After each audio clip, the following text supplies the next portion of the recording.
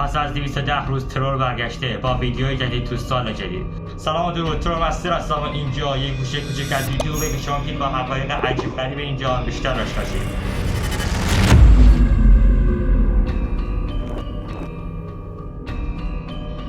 و اما در این ویدیو قراره به چند صد میلیون سال قبل برگردیم و ببینیم آیا واقعا اسمی به نام دراگون وجود داشته یا نه. پس قبل از اینکه بریم ویدیو رو شروع کنیم لایک و ساب چنل یادتون نره.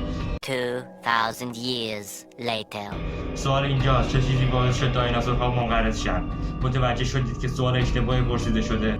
سوال این نیست که چه چیزی باعث منقرض شدن اونها شده. سوال اینه که آیا اونها واقعا منقرض شدن یا نه، یا اصلا اونها به چه چیزی صدا می‌زدن. ببینید که کلمه دایناسور تا سال 1841 ساخته نشده بود. پس در بیشتر تاریخ بشریت به این موجودات دراگون گفته میشد.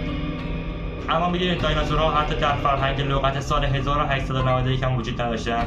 پس در بیشتر تاریخ بشریت به عنوان اژدها شناخته میشدن. اژدها 34 بار در انجیل یکی از کتاب‌های مقدس ذکر شده، ولی اکثر مردم میگن چرا دایناسورها در انجیل هستن؟ دایناسورها در انجیل نیستن به دلیل اینکه این کلمه تا سال 1841 ساخته نشده بود. ولی اگر انجیل اصلی گیرتون بیاد که سال 1611 ترجمه شده باشه، اصلا کلمه دایناسور رو پیدا نمی‌کنید، چون به نام دراگون میشناختنشون.